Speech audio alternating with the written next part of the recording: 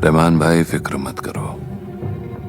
सिर्फ माली तौर पर ही नहीं, मैं खुद जरवारी साहब से आपकी हिमायत करूंगा।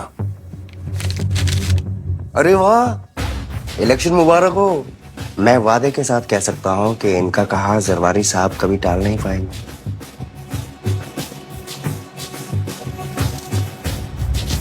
ठीक है फिर, ये सारा माल आप लोगों को अगले महीने की जुमेरात तक मिल जाएगा इंशाल्लाह। रकम डॉलरों में होगी।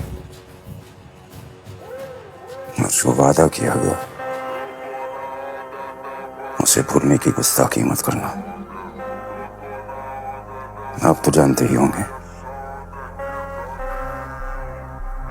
रहमान डकैत की दी हुई मौत बड़ी कसाई नुमा होती है।